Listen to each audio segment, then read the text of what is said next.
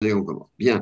Donc, mesdames, messieurs, vraiment merci d'être parmi nous et de participer, puisque nous voudrions que ce webinaire d'actualité durable mensuel soit aussi un temps d'échange avec les experts et les uns et les autres pour comprendre ce qui se passe, analyser, comprendre ce qui se passe. Et donc, nous allons essayer d'améliorer ce rendez-vous qui a eu lieu donc chaque mois de cette année 2021 en élargissant un peu le temps donné aux experts, le temps du dialogue également. Moi, je dois contenir un peu la synthèse de ce que j'ai sélectionné. Donc, dans la slide qui vient, en fait, je vous indique, merci, la façon dont nous travaillons en préparation, c'est-à-dire que l'objectif sur le suivi, la veille que nous faisons au mieux, parce que les signaux sont très nombreux, mais de cerner ce qui se passe dans le paysage en sélectionnant les différentes thématiques. Nous essayons de voir où sont les tendances lourdes qui sont en train, là, de donner au mouvement de la durabilité, de la dynamique. Bon.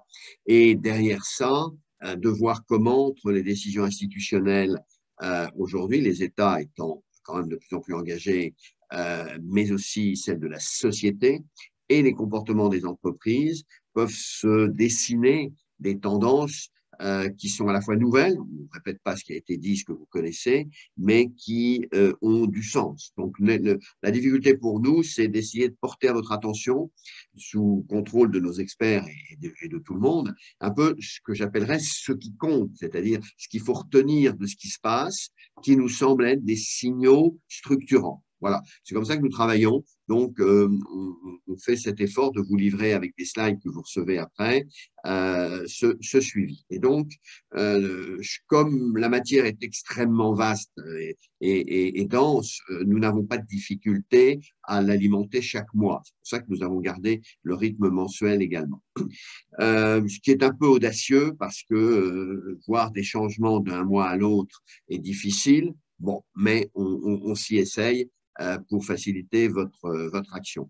Donc, je vais rentrer tout de suite, Antoine, dans l'exposé général et du mois, mais il nous a semblé utile en cette rentrée 2021, de renvoyer quand même à des temps forts qui nous semblent aujourd'hui un peu marquer le là de l'actualité et notamment c'est la réunion G7 suivie du G20 qui était celle du retour des États-Unis sur la scène multilatérale et dont on a vu avec une assez en Angleterre, donc avec un poids important des Anglais, dont on a vu que des signaux très politiques se mettaient en place, que je vais préciser tout à l'heure, mais il y a une sorte d'occidentalisation un peu du jeu là autour du durable qui s'est mis en place, des jeux de pouvoir très très forts. Du reste, petit signal non négligeable, Londres a profité de ce G7 pour lancer une table ronde tout à fait originale, intéressante sur la finance à impact.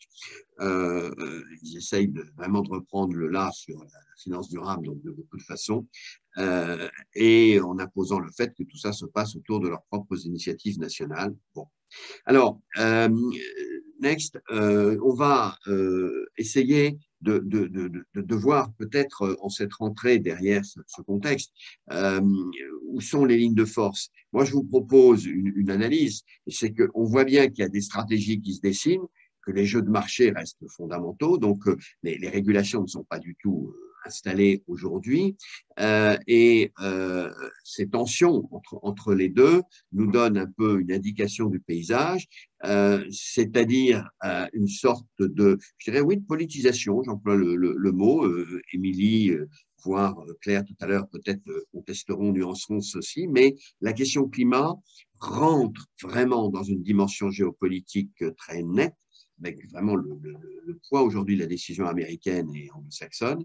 Euh, une Chine un peu plus gênée aux entournures par ce sujet, qui vient d'annoncer qu'elle ne financerait plus de centrales de charbon à l'international, concession qui vient d'être faite. Puis entre les deux, une Union européenne qui veut à tout prix être exemplaire, mais qui doit concilier cette exemplarité avec sa problématique industrielle de compétitivité. Bon. Et le discours de l'État de l'Union de Mme von der Leyen reprend bien cette difficulté, qui est celle de la difficulté de l'industrie allemande en très grande partie. Tandis que de l'autre côté, on voit que les entreprises continuent d'avancer, beaucoup d'initiatives très intéressantes se mettent en place, plus significatives les unes que d'autres, mais concrètes, sans avoir aujourd'hui des cadres très nets pour s'inscrire dans tout ça. Voilà. Donc, je dirais que le contexte, il nous semble être un agenda qui est encore plus politique que normatif. Le normatif n'est pas est en cours de construction. On verra peut-être après Glasgow, je ne sais pas ce qu'en pense Émilie, s'il va sortir des décisions ou pas de ceci. Mais finalement, on voit bien que les rendez-vous vont se prendre là dans les 5 ans qui viennent. Et moi, je retiens une information très importante qui a été publiée dans Le Monde par Jean Tirole, un appel, je le préciserai tout à l'heure, à une mesure universelle de l'impact au climat, disant tout ça c'est très bien, mais en gros, si les entreprises et tout le monde ne mesurent pas le climat de la même manière, nous n'avancerons pas. Alors, on va préciser ceci aujourd'hui. Temps 1, significatif, cette géopolitisation un peu du sujet.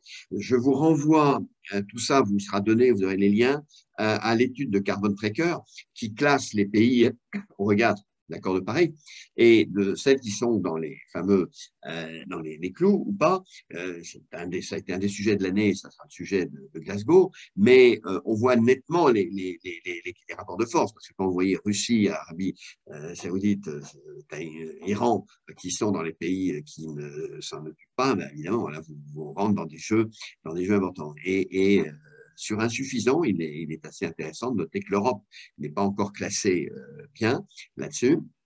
Alors, la France, vous aurez l'étude, la France est plutôt aujourd'hui entre les deux, parce que, almost sufficient, mais donc quand même des très grands pays qui sont dans l'Europe sont insuffisants. Donc, ça va être un point important. Je laisserai Émilie développer ceci. Ce qui est intéressant dans la situation actuelle, c'est qu'on a vu dans la préparation tout un jeu américain revenir. Et il semble, je demanderai à Émilie Alberola de nous préciser ça, que, en tout cas, l'agenda américain n'inclut pas les politiques de prix du carbone, ce qui est un sujet absolument considérable, si c'est vrai. Côté biodiversité, donc, il y a cette négociation sur la conférence de Pickering. Est-ce que c'est moins 30, moins 50 d'espaces naturels à protéger? Là, il y a un bras de fer qui va être important. On a avancé sur la question du méthane avec un pacte mondial euro-américain qui est en préparation. Pour autant, dans les nouvelles bonnes et mauvaises, il y a quand même une alerte qui remonte sur la question de la couche d'ozone. Je vous le rappelle, ça va être à suivre de très près. On a vu les émissions d'HFC remonter très fortement. En Asie, on les utilise beaucoup et c'est un problème qui va venir. Bon, alors je laisse à Émilie, bien sûr, experte, le soin de nous décoder un peu le rapport du GIEC et ce qu'il faut en tirer, mais c'est évidemment la feuille de route dans laquelle s'inscrit le rendez-vous de Glasgow. Ça, c'est le côté, je dirais, du contexte général, auquel il faut ajouter une information qui a été relayée par pas mal d'ONG. Nous n'avons jamais eu autant de meurtres, de lanceurs d'alerte sur l'environnement que dans l'année passée. Ce qui veut dire qu'il y a pas seulement une politisation, mais une dramatisation aujourd'hui autour de ce sujet. Parallèlement à ce contexte global, il y a la question des entreprises qui, pour partie, pour certaines, les plus avancées, travaillent sur ces questions-là. Alors, des points à retenir très importants. Le travail de fond structurant que fait l'EFRAG, donc vous savez, l'organisme de travail pour l'Union européenne sur la standardisation extra-financière, et qui vient de sortir, de mettre en consultation son projet d'indicateur, de standard, sur la question climatique. Lisez-le, regardez-le, voyez-le. Bon, il appellera beaucoup de discussions parce que, a priori, il est quand même parti sur beaucoup de narratifs et beaucoup de qualitatifs versus quanti. Donc, ça va pas être si simple. Et là, on est au cœur du sujet. Au cœur du sujet. C'est-à-dire que vraiment, tant qu'on n'aura pas donné la mesure, la métrique simple, universelle à toutes les entreprises, pour dire où elles en sont et de manière comparable, nous ne pourrons pas avoir véritablement des suivis de politique. J'aimerais entendre ce qu'en pense Émilie là-dessus, mais alors ça n'empêche pas que les tas de sociétés prestataires aujourd'hui avancent sur ce sujet. On voit se multiplier les outils, petits et grands. Bon, c'est important, mais là, il va falloir que cette question se tranche assez vite.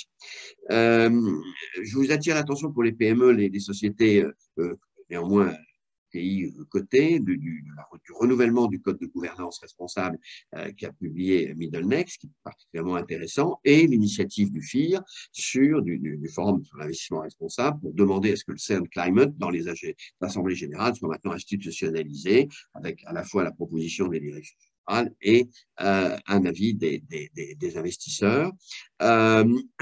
Des initiatives, je dirais, ponctuelles, sectorielles qui ont eu lieu. France Invest, donc le private equity, continue son travail de fond, de labourage est vraiment très, très sérieux qui est fait. Certaines entreprises, on a vu le secteur textile, cuir, ont publié aussi des choses importantes. Le secteur maritime, de transport maritime aussi, qui a pris des dispositions importantes aussi aujourd'hui, favorisant un peu les nouveaux carburants, comme Airbus qui a tenu sa journée sur l'avion durable, l'aviation durable cette semaine, et qui annonce des perspectives qui sont très intéressantes. Très intéressante, voilà. Et donc, au final, on a quand même une progression du travail qui a été remarquée dans l'étude annuelle EY Deloitte sur le reporting extra-FI. Voilà. Je signale pour ceux qui veulent aller plus loin qu'il y a une étude de l'Institut Montaigne faite par Christian Gaulier de la Toulouse School of Economics qui aussi, sur la question de la tarification, donne des conseils pas mal intéressants aux entreprises. Voilà. Donc, on voit ce paysage, mais qui est à nuancer quand même par des controverses qui sont très fortes, qui continuent. Alors, celle sur la taxonomie va probablement se régler d'une manière un peu rigoureuse, probablement. Celle sur l'ESG ne fait que commencer. Alors, celle-là, elle a vu le jour avec le rapport de BlackRock pour la Commission européenne, disant que finalement, il n'y avait pas non seulement de cohérence, mais il n'y avait pas de sérieux dans l'usage des critères ESG par le milieu bancaire, les fonds de gestion, etc. C'était un peu médiocre, un peu faible, ce qu'avait déjà dit du reste les agences de régulation des marchés financiers, mais ceci ouvre un débat qui va être très fort et qui a été j'en parle après, qui a été relancé, il y a une étude de l'EDEC qui va en ce sens, et surtout la Banque des règlements internationaux, vous savez, la banque centrale, qui dit, oh là là, ça, il faut vraiment mettre de l'ordre. Il y aura une mise à plat des critères ESG aujourd'hui dans lequel on n'échappera pas. Est-ce que je ne peux pas m'empêcher de le noter quand même un côté amertume, c'est de voir que Fitch se lance aujourd'hui dans l'intégration ESG, alors qu'il y a en 2002 déjà, ils avaient, sous l'impulsion de Geneviève Ferron, lancé ceci et abandonné aussi vite, comme quoi les conversions sont longues. Je passe rapidement sur Lafarge, mais c'est un jugement très important qui a été donné par la Cour de casse, puisque elle distingue un peu l'intention commerciale de l'entreprise des faits et des faits objectifs qui sont des faits qui doivent être instruits. Donc, elle renvoie à ce qu'on appelle aujourd'hui le traitement au fond de ce sujet sur la complicité de crimes contre l'humanité dans la question en série. Bon, c'est quelque chose qui annonce une jurisprudence importante. L'Union européenne dit, Madame von der Leyen dit, je n'autoriserai plus de produits qui sont sous le travail forcé. Comment ? On attend, mais c'est une réponse déjà un peu aux résistances qui se manifestent sur le devoir de vigilance au niveau européen qui est en tension.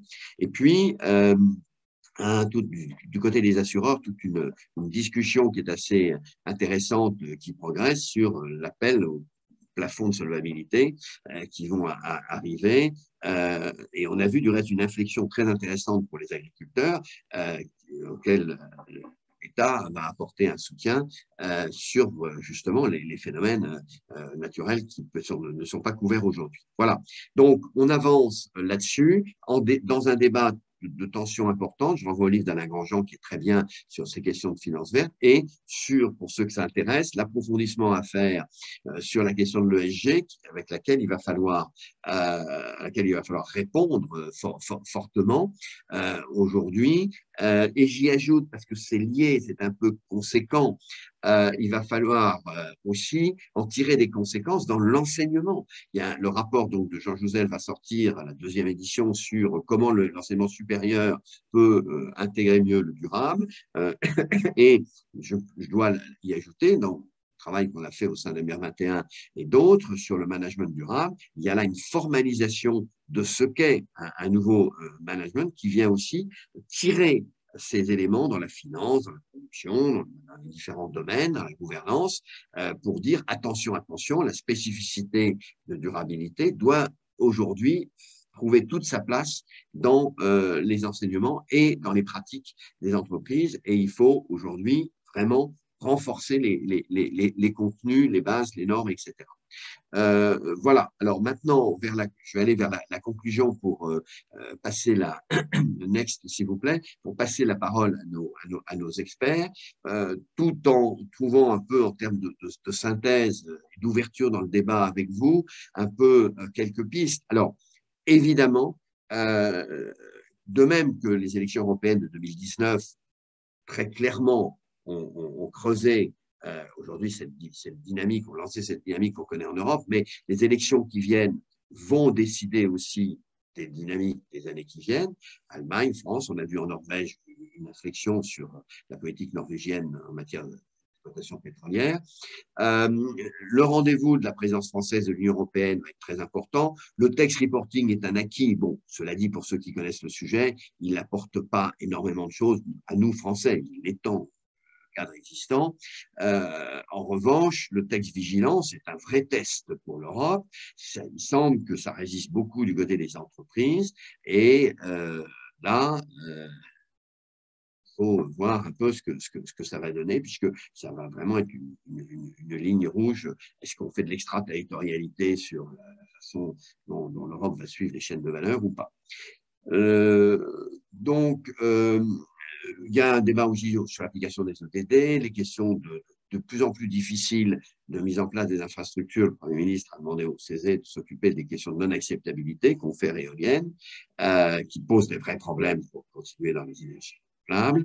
Et puis, une question cruciale, j'ouvre un peu là-dessus, c'est qu'on avance, on trace des voies, des solutions, mais qu'est-ce qu'on fait avec les pays, d'une part, les entreprises qui n'en font pas? Comment on traitera cette question de la contrainte, cette question de l'incitation? Le name and shame est-il la seule solution ou faut-il au contraire trouver des voies plus prégnantes qui peuvent demain faire avancer les choses? Ça, dans le débat politique, aujourd'hui, la question de la conditionnalité est au cœur, mais peut-être que ça pourra aller plus loin. Bon, je vous renvoie un ouvrage que j'ai pu faire qui s'appelle Le réveil de la pensée européenne sur ces sujets, mais c'est sur la table. C'est sur la table. Et on le voit bien, il faudra trancher là-dessus. Voilà. Maintenant, voilà un peu les tendances. Je voudrais passer la parole à cette heure prévue donc pour une bonne vingtaine de minutes à chacune de nos deux expertes qui ont accepté de venir enrichir cette réflexion, de venir l'approfondir aussi chacune sur le territoire. Alors, sur le territoire de la recherche, Émilie Alberola, directeur de la recherche chez EcoAct, grand spécialiste des politiques de décarbonation des entreprises, va nous éclairer sur comment elle voit cette question de la mesure carbone, de la préparation de la COP26, de la façon dont aujourd'hui un peu le couple norme volontaire est en train de se caler ou pas dans le business, de se descendre aussi dans l'économie. Et nous demanderons après à Claire Tutenuy, au nom de PE, de nous dire ce qu'elle rapporte un peu comme analyse de Marseille, dont un grand journal a dit que c'était un sommet pour rien, qu'on avait brassé de belles idées sur l'intégration de la nature dans l'économie, mais enfin, on ne voit pas, à part peut-être le label certification que l'UGICN prépare comme conclusion, se dessiner. Bon, peut-être est-ce une vision pessimiste de ce rendez-vous qui a néanmoins été très pédagogique. Voilà. Et donc, on terminera sur ces questions d'intégration de la biodiversité aujourd'hui dans le business avec Claire. Je vous donne la parole, Émilie, et je vous remercie d'approfondir tout ça ou de contester ce que j'ai pu dire. Vous de jouer. Voilà, merci Patrick donc, pour l'invitation. Moi, ce que je cherchais à faire dans cette intervention, c'est effectivement de décrypter à la fois dans le rapport du GIEC et puis dans la COP26 les signaux qui étaient importants pour les entreprises en matière effectivement d'ambition et d'action sur le volet de la décarbonation. Alors, comme vous, j'ai pu effectivement au mois d'août prendre connaissance de ce rapport publié par le GIEC. Vous avez sans doute tous lu évidemment des synthèses et en tout cas c'était très intéressant de voir l'impact croissant qu'a ce type de rapport.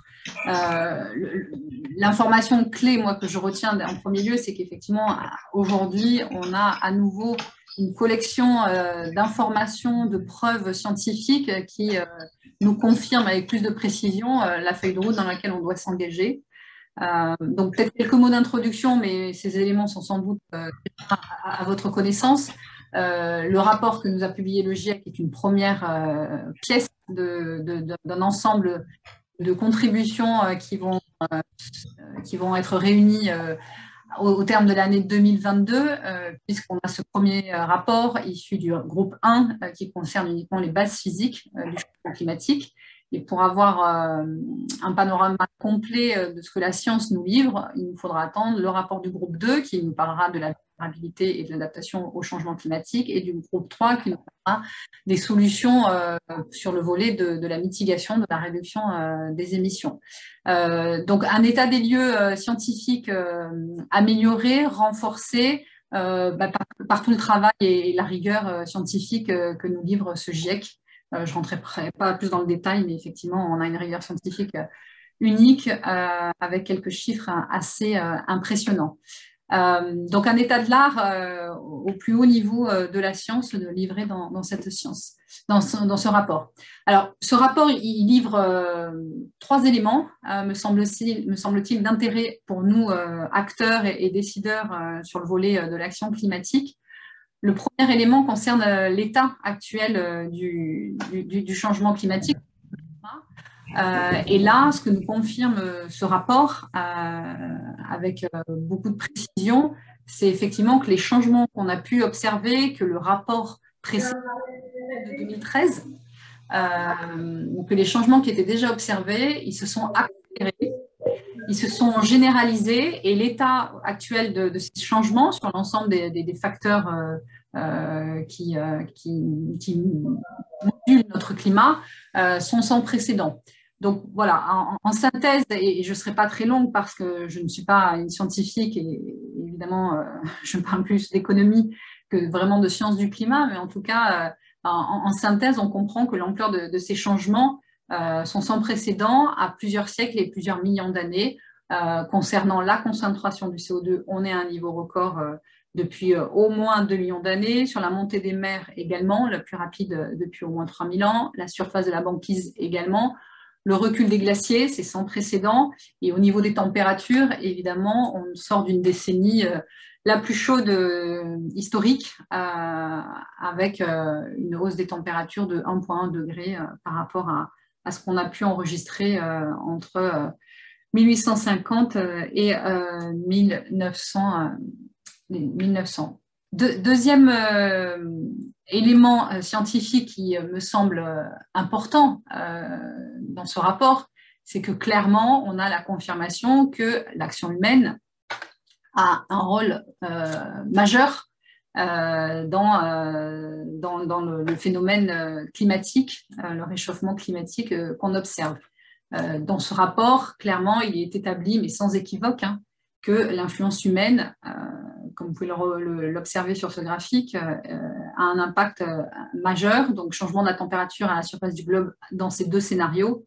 On est sur une influence humaine forte, majeure, et voilà, plus de doute, en tout cas, sur cet élément-là. Ce qui nous appelle, nous, acteurs économiques, politiques, actifs dans l'action climatique, à évidemment renforcer notre action. Donc, au-delà de l'état des lieux, donc de où est-ce qu'en est notre climat, un deuxième élément qui me semble intéressant dans ce rapport, c'est toute la partie qui concerne le futur. Et donc, ce rapport nous livre un certain nombre de résultats sur les futurs possibles, les futurs plausibles en matière climatique à l'horizon 2100. Alors, pour ce faire, dans ce rapport, on a 5 nouveaux scénarios qui ont été choisis par le GIEC. Donc, on appelle ça les SSP1 jusqu'à 5, avec donc ce sont des scénarios en fait qui modélisent des trajectoires différentes d'émissions à l'horizon 2050. Et ces scénarios, en fait, ils reflètent aussi des évolutions socio-économiques, politiques différentes. Donc, on a un scénario très ambitieux qui est le 1.9 et qui vise à respecter l'objectif de l'accord de Paris, décliné ensuite en diminuant l'ambition, donc un scénario de développement durable, un scénario intermédiaire, un scénario de rivalité régionale dans lequel on n'a pas effectivement de coopération internationale forte entre les différentes parties, et puis un scénario critique de développement des émissions qui est basé uniquement sur les énergies fossiles. Et donc, ce qui est intéressant, c'est qu'en fait, ces scénarios sont nouveaux, ils n'étaient pas présents dans le rapport précédent, ils sont plus précis que les scénarios précédents. Et ce qui est aussi nouveau, au-delà même de ces scénarios, c'est que le rapport détaille les évolutions du climat dans ces scénarios à l'échelle mondiale, mais aussi à l'échelle régionale. Et ça, c'est un point tout à fait intéressant pour nous, pour comprendre aussi les différents impacts sur les différentes régions et effectivement, après, établir des plans d'action de résilience qui soient effectivement spécifiques aux impacts du changement climatique attendus. Alors, les résultats, évidemment, vous connaissez déjà les résultats de ces différents scénarios. Ici, la principale conclusion est évidemment très alarmante puisque aucun des scénarios va pouvoir permettre de limiter la hausse des températures à 1,5 degré à l'horizon 2100, ou à peine en tout cas, puisque le scénario le plus ambitieux au regard de ce que nous avons déjà enregistré en termes de hausse d'émissions, le scénario le plus ambitieux atteint à peine à maintenir cet objectif-là de 1,5, puisque selon ce scénario, on aurait 1,5 degré de hausse de température dans les années 2030, on aurait un pic à 1,6 et on parviendrait à redescendre à 1,4 à la fin du siècle. Voilà, donc aucun de ces autres scénarios ne permet de respecter cet engagement fort et nécessaire de 1,5 à la fin du siècle. Et aujourd'hui, c'est vrai qu'on est plutôt en route vers un réchauffement à 3 degrés, donc on mesure bien l'écart par rapport à cette ambition à 1,5 et où est-ce qu'on nous en sommes. Ce qui est intéressant ensuite dans ce rapport à noter, effectivement, dans les différentes modélisations et le futur de notre climat, c'est que le rapport livre donc qu'on va avoir une hausse à la fois dans la fréquence et puis à la fois dans l'intensité des événements extrêmes. Alors, vous avez toute une partie sur les températures, une partie évidemment sur les fortes précipitations, et puis une section aussi dédiée à la sécheresse agricole et écologique. Et là, évidemment, les résultats sont effectivement alarmistes. Le niveau de réchauffement planétaire croissant va engendrer fortement une intensification et une augmentation de la fréquence de ces événements extrêmes. Et l'actualité, en tout cas de ces derniers mois, nous laisse présager effectivement les impacts et les implications que vont avoir ce type d'événements dans les différentes régions du monde et en Europe, évidemment, durant l'été, on a connu différents types d'événements extrêmes, à la fois du côté des inondations que des sécheresses fortes qu'on a pu enregistrer sur l'Europe du Sud notamment. Et point intéressant aussi, c'est cette dimension nouvelle d'information dont on dispose maintenant à l'échelle régionale. Donc, vous avez des résultats, des synthèses d'évaluation des changements observés au niveau régional pour les vagues de chaleur, sur les précipitations et aussi sur les sécheresses agricoles. Donc, un maillon régional qui nous permet d'appréhender davantage ces implications. Et puis, chose nouvelle aussi, vous pouvez avoir accès sur le site internet du GIEC à un atlas interactif. Et donc, voilà, vous pouvez très facilement sélectionner les facteurs que vous souhaitez examiner et puis avoir cette analyse fine qui est vraiment importante dans l'objectif aussi de pouvoir anticiper ces évolutions. Et en tant qu'acteur économique, il est désormais majeur d'avoir une bonne analyse des implications et des risques physiques de l'impact du changement climatique. Et donc, toutes ces informations, pour notre part, nous sont très, très utiles pour pouvoir justement intégrer l'évolution de ces climats dans nos modélisations sur les impacts pour nos clients, pour les entreprises. Autre volet qui, me semble-t-il, est d'importance, c'est qu'effectivement, on comprend que plus on se retrouve dans un scénario de hausse de température, moins les puits carbone océaniques et terrestres vont être efficaces.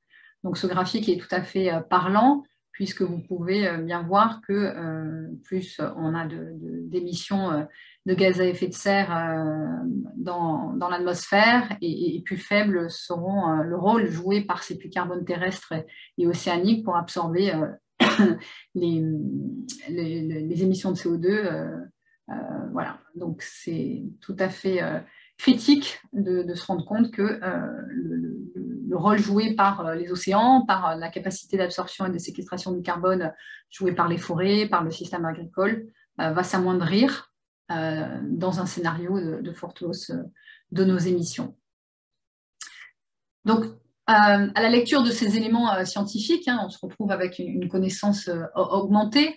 Le troisième volet que nous livre ce rapport concerne vraiment le volet de l'action, comment limiter le changement climatique dans le futur. Je relevais 3 conclusions qui me semblent tout à fait d'intérêt et qui peut être un appel concret à l'action pour nous, acteurs économiques et politiques, et qui peuvent se traduire dans une feuille de route de l'action climatique. Première conclusion, c'est évidemment qu'une baisse immédiate et à large échelle des émissions est indispensable pour maintenir ce cap du 1,5. Et ce cap ne sera possible que à cette condition et unique condition.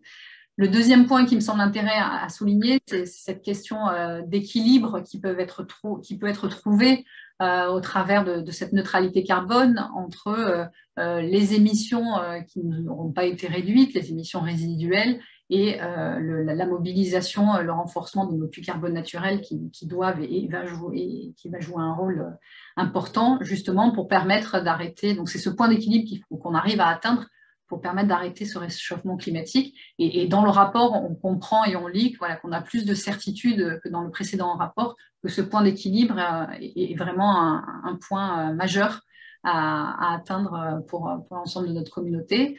Et puis, troisième élément qui me semblait important aussi et qui doit guider nos actions, et c'est peut-être aujourd'hui un point sur lequel collectivement on est encore un peu faible, mais ça fait le lien avec les précédentes et les prochaines discussions aussi avec Claire Tutenuy, c'est la question du fait que les changements déjà observés, et quand on lit aussi les changements futurs, tous ces changements vont être irréversibles pendant des siècles et des millénaires, et donc on a besoin évidemment de ralentir ce changement climatique pour préserver ces équilibres naturels, et c'est le sujet de la biodiversité qui monte fort dans notre agenda aussi d'action qui reflète ce besoin nécessaire de ralentir ce changement climatique pour préserver l'ensemble de notre écosystème naturel. Donc, ces 3 grandes conclusions, en préparant ce rendez-vous, je me disais qu'est-ce qu'on peut en retenir. Finalement, ces éléments rentrent bien dans une feuille de route. Il faut passer à l'action au-delà même de l'ambition, et qu'aujourd'hui, il est indispensable de ne pas retarder notre action. La réduction des émissions est évidemment une priorité absolue. Il me semble important de souligner que la coopération, et on va en revenir parce que je vais en parler pour aborder le sujet de la COP26, la coopération évidemment favorise une action climatique à grande échelle et durable. La science nous livre un état des lieux au niveau mondial Et la traduction de cette science se fait ensuite dans des actions politiques qui, elles, s'opèrent au mieux à des niveaux régionaux et plus encore à des niveaux nationaux. Et donc, cet appel à la coopération doit être maintenu. Évidemment, l'action climatique doit se faire aussi sur du long terme. Et il est clair que des États, des villes, des entreprises ont besoin de s'engager sur cet horizon de temps qui soit le plus long possible, à la fois sur le volet réduction, mais sur le volet résilience. Et puis, le fait que le renforcement des puits carbone est clairement une étape indispensable à l'agenda de l'action pour permettre de trouver ce point d'équilibre, évidemment associé à une décarbonation massive, évidemment. Voilà, donc ce sont les points que je retenais les signaux en tout cas que je retenais à la lecture de ce rapport du GIEC. Après, il y a d'excellentes synthèses plus scientifiques qui ont été présentées ces dernières semaines. Alors, qu'en est-il du côté de la sphère politique? Une fois qu'on a décrypté ces signaux, ces conclusions du côté de la science, qu'est-ce qu'on peut attendre de la COP26 à quelques semaines de son ouverture, puisqu'elle aura lieu donc début novembre? Ce que je trouve intéressant, c'était de vous rappeler, enfin vous mentionner en tout cas que la COP26 est un rendez-vous important. Je dirais même le plus important en fait depuis la COP21 avec l'accord de Paris en 2015. Alors la COP26 a déjà été reportée, hein. L'ensemble de cette négociation devait avoir lieu en 2020, mais évidemment dans un contexte où l'année dernière il était impossible d'imaginer la tenue de cet événement. Il est important parce qu'en fait il coïncide avec deux rendez-vous majeurs du calendrier de l'accord de Paris. Le premier point, c'est que les États doivent mettre à jour leurs contributions déterminées au niveau national. Alors ça, c'est du bon wording onusien, mais en tout cas pour signifier que les États doivent mettre à jour leur ambition, délivrer leur feuille de route concrète avec un objectif et autant que possible détailler la feuille de route qui va permettre d'atteindre cet objectif. Et deuxième point, c'est que l'accord de Paris prévoit un global stocktake, donc un bilan mondial de ces engagements. Et donc, la COP26 va faire cet examen des engagements pour savoir effectivement où nous en sommes dans l'ambition de ces États. Alors, à ce jour, sur les contributions, on a la moitié des pays qui ont annoncé des nouvelles NDC en anglais, CDN en français, donc des contributions déterminées au niveau national. Et il reste une forte incertitude à quelques semaines encore de l'ouverture sur l'ambition de certains pays très émetteurs, notamment la Chine et l'Inde notamment. Autre point de contexte aussi sur cette COP26, donc elle est présidée, il y a une coprésidence entre le Royaume-Uni et l'Italie, cette coprésidence en fait fait une pleine continuité avec le G7 et le G20, puisque ces deux pays ont aussi la présidence. Et cette présidence, on voit bien qu'aujourd'hui, elle cherche à inscrire ce rendez-vous sur l'agenda climatique international en faisant la promotion de l'action climatique dans ce contexte de reprise aussi post-Covid. Donc, le Royaume-Uni notamment a pris des engagements forts pour atteindre son ambition de net zéro, a fait des annonces aussi il y a eu des annonces sur la sortie du charbon. Voilà, ils mettent l'accent sur des éléments forts d'engagement dans ce contexte aussi de post-Covid. Il y a aussi l'intention du Royaume-Uni et de l'Italie de pouvoir accélérer des prises d'engagement sur l'adaptation et en association aussi avec la biodiversité. Et ça, on en parlera évidemment plus tard dans la discussion. Alors, Pardon, Émilie, mais c'est très intéressant de noter ce point-là au regard de ce que vit le Royaume-Uni en ce moment, c'est-à-dire une pénurie sur les carburants et sur le gaz avec des hausses de prix considérables qui agitent et qui font peur à l'opinion publique. Donc, on va avoir un télescopage entre les annonces dont M. Johnson dit à New York que l'humanité est mise à son défi, etc. Très bien. Et puis lui-même qui est obligé d'aller subventionner le gaz et d'ouvrir les manettes pour satisfaire le fonctionnement de sa société. On a une crise des ciseaux qui est incroyable. Bon. Oui, alors après, pour être tout à fait, je partage mon avis, voilà, il y a toujours un jeu politique et de la diplomatie climatique internationale. Et effectivement, ensuite, les enjeux domestiques de chaque pays engagé qui peuvent être bien que la position prise sur la scène internationale, effectivement. Donc, peut-être aussi… Allez-y. Sur ce sujet donc, de l'engagement des États, il y a quelques jours, le secrétariat général des Nations Unies publié un rapport qui fait état justement des engagements. Les conclusions sont mitigées, voire également très inquiétantes, puisque aujourd'hui, sur 191 pays, on n'a que 113 pays qui ont renforcé leur ambition, qui concernent un petit peu moins de 50% des émissions. Ce qu'on peut voir, c'est que face à cette rehausse annoncée d'ambition, on aurait une augmentation, une baisse des émissions de 12% à l'horizon 2030, alors que pour rappel, selon les recommandations du GIEC, pour atteindre et maintenir à 1,5, il faudrait à minima réduire nos émissions de 45%. Et si on vise le 2 degrés, on serait à moins 25%. Donc on est très très loin de l'ambition indiquée. Alors néanmoins, le rapport nous indique quand même que dans les 113 pays, on a 70 États qui ont déjà pris des engagements au niveau de l'objectif de neutralité carbone, de zéro émission nette, vers le milieu du siècle. Et effectivement, si ces États parviennent à atteindre leurs ambitions, on serait plutôt proche des 26% d'ici à 2030, ce qui nous maintiendrait sur la trajectoire de l'objectif 2 degrés, ce qui peut nous permettre de rester encore un petit peu optimiste sur l'objectif.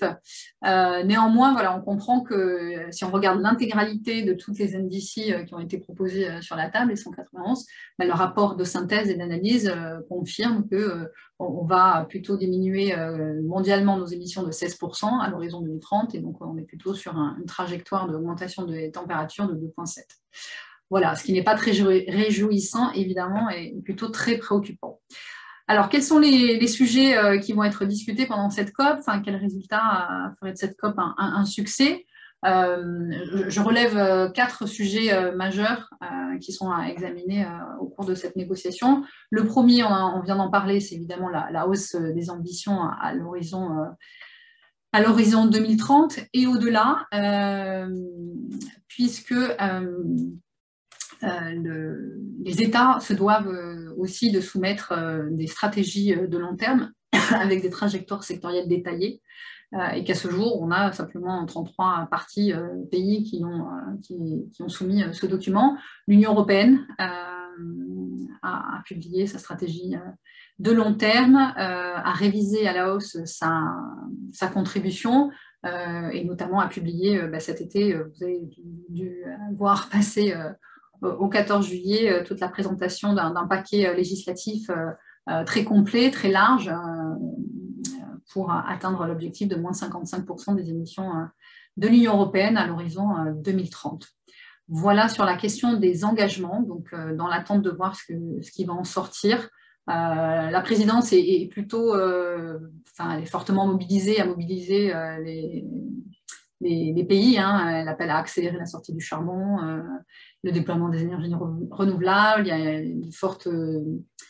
des fortes actions aussi pour le soutien à l'introduction des véhicules électriques, et aussi des actions sur la déforestation. Donc voilà, il sera intéressant dans le bilan de voir où est-ce qu'on en est par rapport à cette question de l'engagement. Autre sujet qui n'est pas nouveau évidemment, mais sur lequel on attend encore des avancées, c'est la question de la finance climat. Par rapport à l'engagement qui avait été pris de mobiliser $1 milliard de financement public et privé par an jusqu'en 2025. Aujourd'hui, là encore, on est assez loin du compte, puisque d'après les chiffres de l'OCDE, on est à un peu moins de 80 millions de dollars sur l'année 2019. Donc là, voilà, il y aura un nouveau bilan fait, et de voir comment l'ambition va pouvoir être tenue sur cette question de la finance climat dans le cadre des Nations Unies, enfin de l'accord de Paris. Après, pour faire le lien avec ce que vous disiez aussi, Patrick, c'est en revanche intéressant de voir combien la finance privée, au niveau mondial et évidemment au niveau européen, a fortement accéléré son action, et à travers des engagements, à travers des acteurs mêmes, à travers aussi un cadre réglementaire qui se renforce, et je fais référence notamment à la stratégie pour la finance durable de l'Union européenne, à la mise en place de nouvelles réglementations et notamment la taxonomie qui va jouer un rôle important pour flécher ce financement privé vers des projets dits soutenables qui va rentrer en vigueur à partir de janvier 2022. Donc, au-delà des négociations climatiques, et effectivement, on a de l'attente sur ce volet finance-climat qui doit soutenir les États en développement, notamment à mettre en place la RNDC, on a du côté de la finance privée des avancées pour autant intéressantes. Autre sujet, c'est la question de l'adaptation. Alors, c'est souvent présenté comme le parent pauvre de l'action climatique, mais pour autant, ces derniers temps, et puis en tout cas le rapport du GIEC précédemment discuté, montre combien ce volet-là de l'action demeure un pilier, si ce n'est central, en tout cas nécessaire pour faire face à ce défi, cet enjeu du changement climatique. Et donc là, il est attendu que les États produisent une communication sur l'adaptation et le renforcement de la résilience de leur État par rapport aux impacts physiques du changement climatique qui sont attendus à l'horizon du siècle. Et puis, dernier point qui n'est pas moindre, c'est le sujet de la coopération internationale. Alors là, comme vous mentionnez aussi, Patrick, on est dans un contexte géopolitique assez complexe, dans lequel le climat n'est pas le seul sujet de tension, loin de là, entre les différentes parties et notamment les acteurs majeurs, nos partenaires économiques majeurs. Et tout l'enjeu, là, c'est vraiment de terminer les règles, donc ce fameux rulebook qui est préparé pour lister l'ensemble des règles de l'opérationnalisation de cet accord de Paris. Et le dernier article qui est aujourd'hui non opérationnel, c'est celui-ci, c'est l'article 6 qui concerne la coopération internationale, à la fois entre les États, mais aussi avec une dimension du secteur privé, puisqu'on a un article qui est l'article 6.4, qui vise à instaurer un mécanisme de développement de projets de compensation carbone dans lesquels les entreprises vont pouvoir également investir, financer des projets pour contribuer à la neutralité carbone mondiale dans d'autres zones du monde que uniquement leur zone d'intervention. Voilà. Et donc là, les enjeux majeurs, il y a la question de la comptabilité des transferts, des réductions d'émissions, donc ce qu'on appelle en jargon onusien les ITMOS. Et donc, il y a des questions effectivement d'ajustement nécessaires correspondant entre la comptabilité des inventaires pour s'assurer de l'intégrité environnementale de ces transferts. Et puis, il y a toute une question aussi du lien historique avec le protocole de Kyoto et notamment la transition du mécanisme de développement propre du protocole de Kyoto dans ce nouveau dispositif. Est-ce qu'on peut terminer, s'il vous plaît, Émilie, sur un petit mot sur le prix du carbone? Vous sentez régression ou ça avance ou pas? On a l'impression que c'est mis sous le boisseau par les anglo-saxons. Quand vous me parlez de prix du carbone. Carbon pricing en général. À l'échelle internationale? Oui. Alors, c'est plutôt positif comme tendance, effectivement. Aujourd'hui, on a des discussions à peu près dans tous les États du monde sur le sujet du prix du carbone. En Europe, clairement, on a une ambition augmentée sur le système européen d'échange de quotas avec la proposition de réforme de l'été, de juillet, notamment avec avec la création d'un nouveau dispositif pour le secteur du transport et le secteur du bâtiment, avec une forte hausse de l'ambition à moins 61% pour les secteurs qui sont déjà concernés. Voilà, donc ça c'est sur le côté européen. Et les discussions se poursuivent effectivement sur d'autres zones du monde.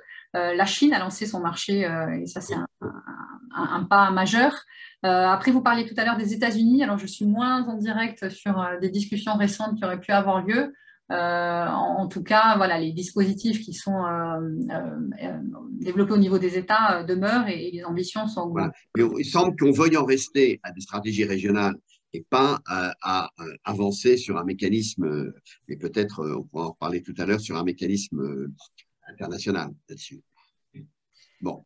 Okay. Sur un prix du carbone international, non, c'est pas du tout à l'ordre du jour, ça c'est évident. L'accord de Paris, dans son article 6, lui, il traite vraiment du transfert de financement pour aller financer dans d'autres régions du monde des projets de réduction ou de séquestration du carbone, comme le faisait le protocole de Kyoto, de manière volontaire, évidemment, mais on ne s'achemine pas du tout sur la mise en place, alors que nos économistes suggèrent, le recommandent fortement, évidemment. On n'est pas du tout dans cette voie-là, évidemment. Voilà, voilà. Merci infiniment. On va revenir peut-être, vous voulez rajouter un mot ou on passe la parole à Claire? Est-ce que vous voulez revenir sur un point de conclusion? Non? À votre disposition en fonction des discussions et des… Voilà. Parfait.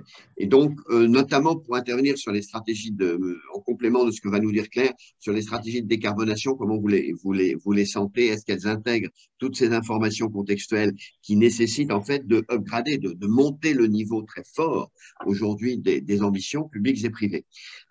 Émilie, merci de ce tableau vraiment précis en ce moment.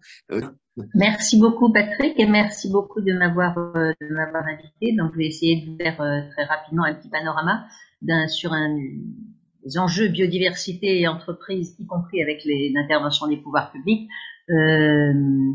Alors en partant d'un chart, alors il faut que je demande de les passer. Donc biodiversité, sujet émergent, mais je ne sais pas si tout le monde connaît cette présentation des ODD. On les met souvent tous à égalité. Pour les pays européens, il y a cette formule qui a été faite et qui, attention, l'économie et la société reposent sur l'habitabilité de la planète et un certain nombre de fonctionnements, un climat vivable et une biodiversité qui fournit les services dont on en attend. Or, le chart d'après vous montrera que ça n'est pas le cas, puisqu'aujourd'hui, on est, et la communauté scientifique le dit, au début de la 6e extinction. Et la question de savoir si on peut l'arrêter ou pas est une vraie question à laquelle on ne sait pas répondre. Donc, et on y va très vite, selon les termes de Bruno David. Donc, le collapse de la biodiversité commence à se voir avec des forêts ravagées en quelques années à peine sur des centaines de milliers d'hectares, avec l'épuisement de nombreuses ressources naturelles, que ce soit le bois ou le poisson, les plus connus. Mais de manière générale, les terres, on a surexploité la terre, et donc on s'apprête à vivre des catastrophes, alors qui ont énormément de mal à être prises en compte par le monde économique, parce que précisément, elles sont de l'ordre de l'incertitude, on ne sait pas les modéliser. Et donc, la plus jolie métaphore que je connaisse s'appelle la métaphore de la Tour Eiffel, et je la dois à Bruno David, et elle a frappé beaucoup de CEO à qui elle était présentée. C'est vous prenez la Tour Eiffel et vous enlevez une poutrelle. Et évidemment, il ne se passe rien. Et vous enlevez une deuxième poutrelle, et il ne se passe toujours rien. Et vous continuez à enlever des poutrelles de temps en temps.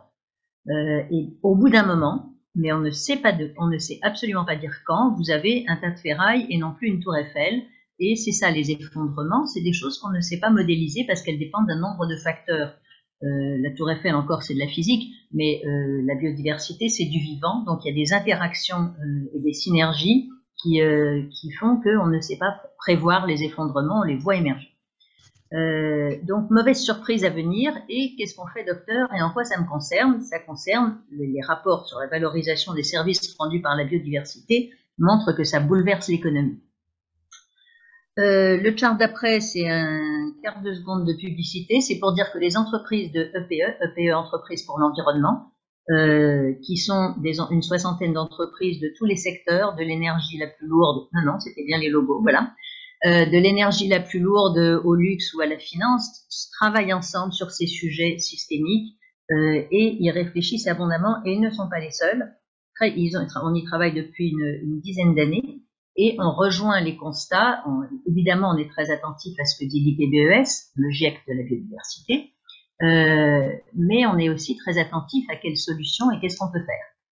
Donc, on a fait plusieurs publications que vous trouverez sur notre site et qui vont de la diversité de donner de la valeur à la nature et de l'intégrer dans des décisions économiques à mais oui, il y a quand même un certain nombre de solutions.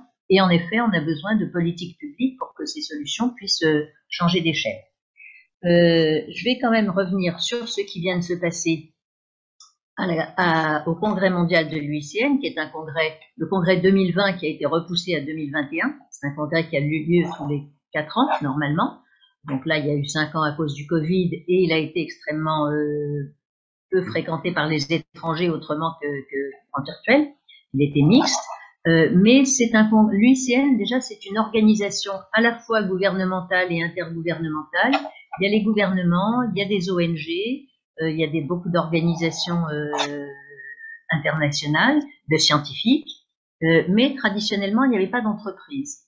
Et cette année a marqué un tournant parce que pour la première fois, on a vu les entreprises justement y faire un peu plus d'apparition. Donc on va prendre peut-être le chart d'après, oui. Voilà, qui montre que pour la première fois, il y a eu dans l'UICN un CEO Summit, donc un appel de l'UICN à venir à des entrepreneurs qui ont déjà compris le problème et qui sont venus. Il y a plusieurs patrons d'entreprises françaises de grands groupes sont venus dialoguer avec ce monde de la biodiversité et ça c'est quelque chose qui était impensable au congrès précédent. Donc ouverture d'un dialogue et ouverture d'un dialogue pour des vraies raisons. On peut passer le chart d'après. Voilà. Pourquoi est-ce que l'UICN s'intéresse aux entreprises? Parce qu'elle a, à cause de l'analyse de l'érosion et de la perte de biodiversité et du problème, traditionnellement, elle s'intéressait aux espèces menacées, aux espaces de biodiversité, etc. Et les rapports de l'IPBES ont fait apparaître que les causes de la perte de biodiversité n'étaient finalement pas seulement là, mais étaient vraiment dans le modèle de développement économique, et que ce qui disparaissait, c'était la nature ordinaire, et elle disparaît pour des raisons anthropiques qui sont bien connues et qui sont l'artificialisation des sols, le changement climatique, la surexploitation des ressources, la pollution et les espèces exotiques envahissantes. Les espèces exotiques envahissantes, on peut dire que c'est la nature spontanée, encore que ça va beaucoup, c'est très lié à la globalisation, mais on voit bien que l'ensemble de ces pressions sont notre modèle de développement et l'activité humaine. Donc, on ne peut pas imaginer arrêter l'extinction de la biodiversité, la perte de biodiversité, sans travailler avec les gens qui ont ces impacts. Et d'où ce sujet de la nature ordinaire et de comment on la réintègre, etc. Donc, un besoin de travailler avec les entreprises. Il y a un deuxième aspect qui est que le monde s'est engagé dans la transition climat avec beaucoup d'énergie, de construction, de réunions, etc. et d'outils, comme on l'a vu tout à l'heure. Mais on commence à comprendre qu'il y a des trade-offs. Il y a à la fois des trade-offs et des synergies. Et dans les aspects émergents, je vous suggère de regarder les conclusions d'un workshop commun entre le GIEC et l'IPBES sur les trade-offs et les synergies entre biodiversité et climat, action climatique, action pour la biodiversité, qui fait apparaître l'importance de les traiter en même temps. On n'a pas le temps de faire une transition écologique climat jusqu'à 2050 et de continuer ensuite la biodiversité, parce qu'en 2050, il n'y aura plus de biodiversité, on aura remplacé les forêts par des monocultures de bois énergie ou des champs d'éoliennes, etc. Donc, on a les zones humides par des centrales solaires, et donc, il faut faire les deux en même temps, et elles ne sont pas faciles à faire en même temps parce que le remplacement des fossiles qui sont quand même la principale source d'énergie, enfin même en France, c'est plus de la moitié, par de la biomasse, se heurte à un problème, c'est qu'il n'y a pas de disponibilité de biomasse dans les mêmes quantités. On est en train, avec le monde pétrolier, est en train de sortir 200 millions d'années d'accumulation de biomasse, transformée en pétrole sous des conditions de pression et de température. On ne peut pas remplacer ça par de la biomasse un pour un.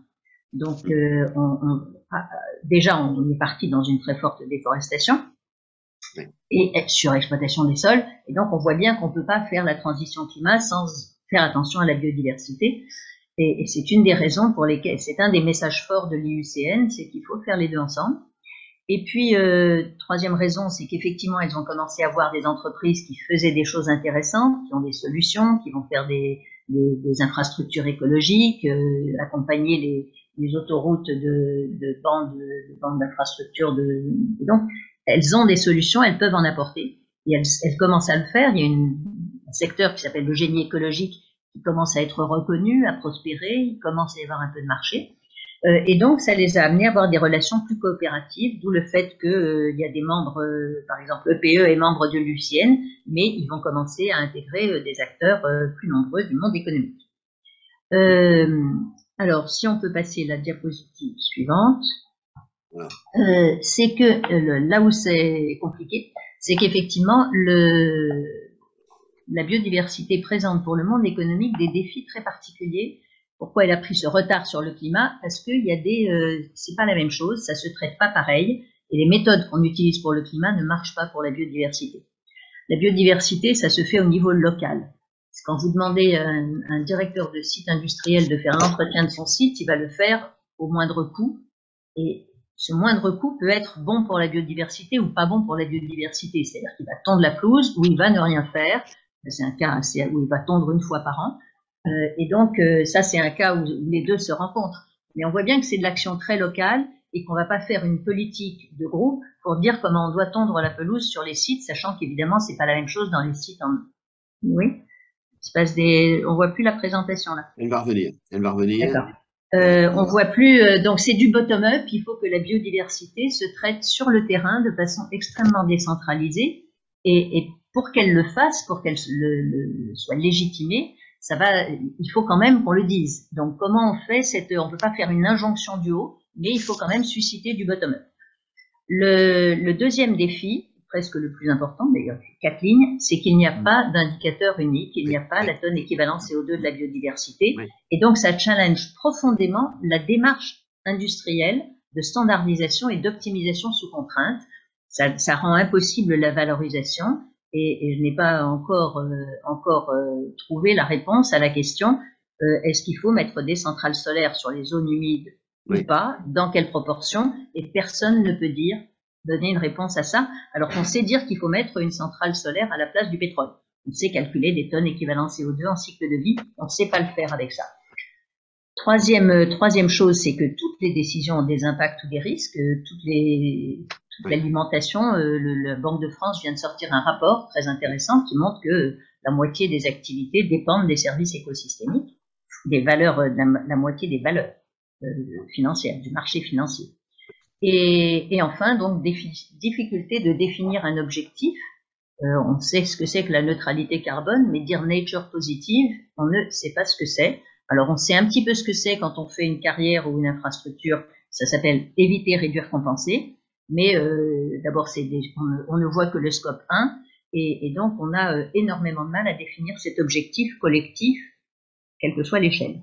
Est-ce que Claire, là-dessus, est-ce que sur ce point, le fait de dire il y a les zones naturelles, on n'y touche pas 50%, et il y a les zones exploitées, et on va faire bouger le curseur, mais en séparant les zones d'exploitation des zones de préservation, on ne tient pas là quelque chose? Oui, alors ça fait partie des motions. Il y a une chose qui est très intéressante, c'est que le congrès de l'UICN a voté une douzaine de motions pour justement nous avons optimiser une difficulté sur votre son. Le système économique et financier pour qu'il respecte plus la biodiversité. Donc, mettons de côté... Antoine, si vous m'entendez, Antoine, il y a un problème de son chez Claire. Antoine. Oui, Claire. Essayez peut-être sur la vidéo, ça facilitera la bande passante. Alors, il faut peut-être, sur la bande passante, alléger la bande passante. Demander à Claire de reprendre la réponse. Deuxième chose, si on met... Vous m'entendez? Donc oui, ça dépend évidemment de quel 30% ou 50% on met de côté. Est-ce que vous m'entendez? Oui, là on vous entend. Allez-y. Je sais pas ce qui s'est passé. Donc, si on prend les 50% qui sont constitués de l'Antarctique, du nord de la Sibérie et du Sahara et du désert de Gobi, on a peut-être 50%, mais on n'a pas sauvé la biodiversité. Donc, c'est vrai, mais ça dépend des échelles, et peut-être que 30% bien faits donc, la difficulté de sortir les gens de ces... Je veux dire, il y a des gens partout là où c'est habitable. Donc, la difficulté de mettre de côté des terres qui soient pertinentes du point de vue de la biodiversité est extrêmement difficile. Alors, les Chinois l'ont fait. Ils ont fait un exercice de redlining. Ils ont fermé un certain nombre d'entreprises qui étaient dans les zones de connectivité. En France, on fait pas ça comme ça. Enfin, en Europe, on fait pas ça comme ça.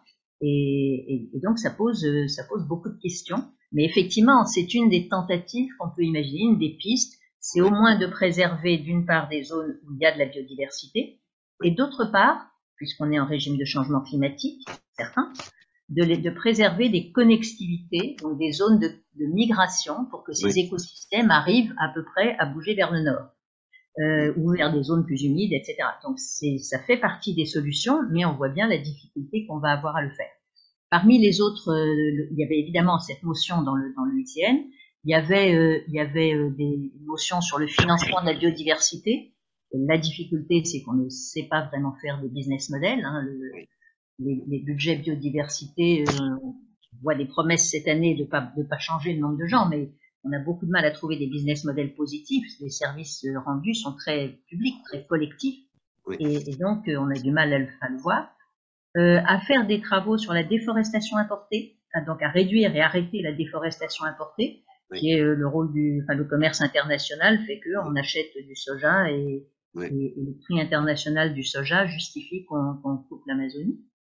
De réduire l'artificialisation des sols, ce qui pose beaucoup de questions sur le mode de développement, l'étalement urbain, etc., et les infrastructures.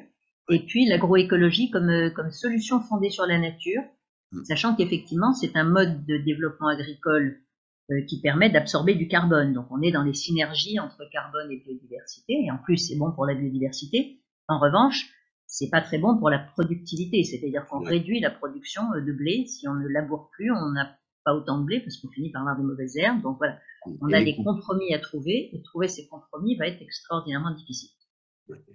Donc ça, c'est sur les difficultés de prendre en compte, de monter le poids de la biodiversité dans des décisions.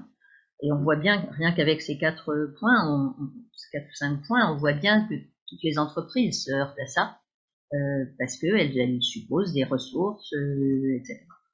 Donc c'est un sujet particulièrement difficile et qui challenge vraiment la façon de travailler, le mode de développement, le mode de fonctionnement des entreprises. Alors je vais là aussi une petite minute de publicité, vous attirer votre attention sur une initiative d'origine française qui est née d'un groupe de parties prenantes françaises avec des entreprises dedans, Act for Nature, qui est un engagement qui essaye de répondre à ces 4 défis, donc de dire il faut que les CEO autorisent et légitiment le sujet dans leur groupe, d'où ces paroles de CEO, qu'il faut qu'ils le mettent dans toutes les décisions. Donc il y a des engagements à y penser dans les décisions de RH, de lobby, de stratégie, de financement, qui reconnaissent qu'il faut des engagements spécifiques parce que chaque entreprise a ses propres sujets, et qui enfin disent ces engagements spécifiques, il faut qu'ils soient reconnus comme pertinents et smart et suffisants par des parties prenantes. Il n'y a pas de curseur absolu de la neutralité carbone, mais il faut qu'il y ait un groupe de parties prenantes qui reconnaissent que c'est pertinent et on sait le mesurer et que c'est un vrai engagement. Donc on est dans la relativité, et je pense que c'est pour ça que cette initiative fonctionne. On a fait un premier rapport d'exécution qui montre qu'en effet ça crée du mouvement et ça crée de l'action du haut en bas d'un certain nombre d'entreprises, et ça change l'échelle de l'action biodiversité. Donc je peux que vous encourager à entraîner vos entreprises. Alors il y a plusieurs versions. Il y a une version pour les groupes internationaux qui est Act for Nature International. Il y a une version en France pour les entreprises françaises qui est Entreprises engagées pour la nature. Les deux sont bâtis sur le même modèle et les mêmes principes, et c'est vraiment une originalité, quelque chose de français qui est en train de s'européaniser, puisque il y a un Transport for Nature qui est une initiative maintenant européenne construite sur les mêmes bases, qui a été aussi lancée à Marseille. Avant-dernier point. Oui, allez-y. Terminé, Claire. Donc, pour le moment, il y a 230 entreprises engagées là-dedans. Peut-être on peut passer le chart d'après, qui est les autres initiatives à suivre, parce qu'il y en a beaucoup d'autres, évidemment. Alors, il y a une coalition qui s'appelle Business for Nature, qui est une coalition business related. Il y a quelques ONG dedans qui travaillent avec les entreprises. Donc, il y a WWF, IUCN, mais il n'y a pas Greenpeace, évidemment, et qui sont la voix des entreprises qui fait pression aujourd'hui pour un accord ambitieux à la COP15. Il y a une initiative mondiale qui est la Task Force for Nature Financial Disclosure, qui clairement essaye de faire la même chose que sur le climat, parce que ça a très bien marché sur le climat. Hein. La communauté financière est un moteur très important. Oui, enfin, Donc, la TCFD est quand même un cadre, mais qui est très soft, très soft. C'est un cadre soft, mais qui a alerté la communauté financière, qui fait que le climat est maintenant dans toutes les discussions d'actionnaires, et que donc ça fait bouger le paquebot. Hein. Donc la Task Force for Nature Financial Disclosure est plus compliquée parce qu'effectivement il y a beaucoup de paramètres à prendre et quels sont les risques, risques de transition, risques physiques, comme je vous l'ai dit, les risques on a du mal à les modéliser. Il y a mais enfin c'est un travail de fond et qui est là pour plusieurs années et dans lequel on sent des différences de façon de concevoir les choses. Il y a une initiative également intéressante qui s'appelle la Finance for Biodiversity Pledge, qui est une initiative européenne et en train de devenir mondiale, donc qui montre la volonté de la communauté financière de mieux comprendre et de mieux qu'est-ce qu'on peut faire et de faire pression. Et l'un des engagements est d'ailleurs de mettre ça dans le dialogue actionnaire. Donc voilà. Et puis, dernière minute de publicité, le European Business and Nature Summit, qui est le 30 novembre et le 1er décembre au matin, qui est organisé, c'est un événement annuel, organisé par la Commission européenne avec des partenaires. Et cette année, ils nous ont demandé d'être leurs partenaires précisément à cause de ce focus sur l'action. On va arrêter de travailler que sur les outils, on va partir de ce qui se fait et voir comment on peut le faire plus. Et donc, on organise avec eux ce sommet virtuel. Donc, vous pouvez aller voir sur le site où vous aurez des invitations.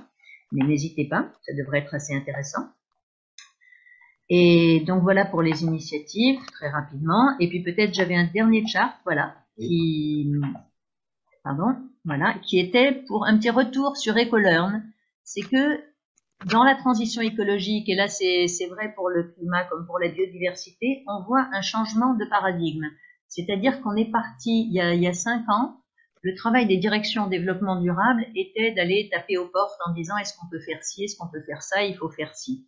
Aujourd'hui, les entreprises ont affiché des stratégies, elles sont engagées sur DSBTI, elles sont engagées sur la biodiversité, et les opérationnels et les fonctionnels, d'ailleurs différentes fonctions de l'entreprise et les opérationnels, viennent demander comment on fait, et donc il y a un fort besoin d'outils, et il y a un fort besoin de mainstreaming, c'est ce qui s'appelle le mainstreaming dans l'ensemble des fonctions.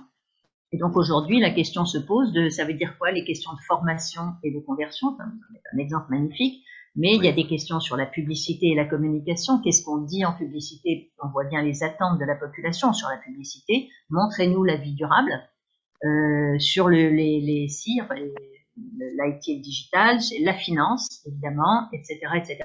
Donc, je pense que c'est la note optimiste de la présentation. Il y a quand même un changement de posture et d'attitude dans les entreprises à l'égard de ces sujets qui sont devenus non pas une façon d'améliorer, mais vraiment un driver stratégique et opérationnel.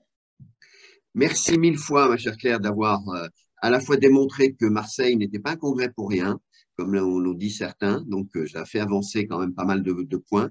Il nous reste peut-être on voudrait boucler vers 12h30, donc rester jusque-là et passer aux questions que certains auraient à l'égard de ces deux sujets auprès à la fois Claire Tutenuy et d'Émilie. Les deux sujets se complètent très bien.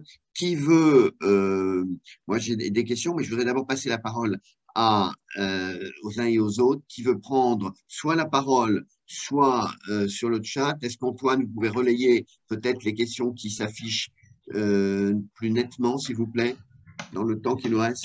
Oui, Patrick, je vais revenir donc sur les questions, certaines d'entre elles qui ont été posées dans le chat. Je reviendrai d'abord peut-être sur une question de compensation carbone qui a été posée par Catherine et qui disait qu'elle serait très intéressée par une analyse fine entre compensation et réduction carbone, en précisant… Bon. C'est une question de cours. Alors, on va laisser Émilie, spécialiste de ça, répondre à la question de cours sur compensation et réduction. Ma chère Émilie, c'est votre pain quotidien, ça. Exactement. Alors, on parle de réduction d'émissions des entreprises lorsqu'elles opèrent les réductions dans leur scope 1 et scope 2. Et effectivement, on parle de compensation comme un mécanisme de financement de projets qui peuvent couvrir à la fois des projets de réduction d'émissions dans des chaînes de valeur ou dans d'autres ou au-delà, et qui peut aussi concerner des projets de séquestration, c'est-à-dire des projets qui concernent une action sur des puits carbone naturels. Donc on parle de projets de séquestration dans le secteur forestier, dans le carbone bleu. Aujourd'hui, nous sommes notamment actifs sur le sujet des mangroves, des herbiers marins, des Posidonie. Voilà, ce type de projets qui peuvent aussi exister dans le marché de la compensation. D'accord. Est-ce que ça vous éclaire pour la personne qui a posé la question? Je peux développer davantage, mais voilà, si ça répond. Voilà, oui, Je peux revenez ajouter vers un Émilie. complément. Oui, bien sûr. Un complément, c'est qu'en fait, on va se heurter à l'absence de place pour faire de la compensation. Et oui. Il y a besoin d'eau, il y a besoin, je veux dire, on ne peut pas planter des forêts n'importe où, il faut des ressources, et donc au bout d'un moment, le prix de la compensation finira par être très élevé aussi. C'est très, très juste de pointer ce point, Claire. Et effectivement, l'action prioritaire concerne vraiment la décarbonation, les réductions d'émissions des entreprises, pour que justement la dernière variable de l'équation de la neutralité carbone qui est celle de la séquestration et les mécanismes de compensation carbone vont jouer un rôle comme étant des mécanismes de financement, vont pouvoir vraiment venir couvrir les émissions résiduelles in fine. Ça, c'est évident qu'il va falloir privilégier d'autres actions avant d'arriver à faire uniquement de la compensation carbone. On va trouver la limite. Et il y a une concurrence, une compétition des ressources qui font qu'évidemment, du fait de cette compétition de ressources, l'usage des terres, évidemment, pour le secteur agricole, vous mentionnez, Claire, l'eau, l'accès à l'eau, l'utilisation de l'eau. Donc, il faut privilégier en amont, évidemment, le maximum. Les fameux conflits d'usage, et là, on touche la limite sur ces questions-là. Vous m'entendez? Néanmoins, peut-être pour recouvrir votre point clair, voilà, une des recommandations qu'on pousse sur le marché de la compensation carbone, c'est qu'aujourd'hui, on cherche à développer des projets, on pousse des projets qui ont énormément de co-bénéfices, et donc le seul volet climat ne suffit pas pour développer des projets de compensation carbone. Et évidemment, l'association du sujet de la biodiversité et d'autres sujets en lien avec les objectifs du développement durable est un élément clé dans la qualité même de nos projets. Ouais. Voilà, et donc les deux, l'intérêt de vos deux exposés, c'est que cette complémentarité entre les deux stratégies est absolument aujourd'hui non négociable. Je veux dire, il faut penser l'un et l'autre à la fois, et ça, je pense, j'aimerais que tout le monde le retienne très très nettement. Y a-t-il une autre question dans le laps de temps qui nous reste que vous voulez poser à nos expertes?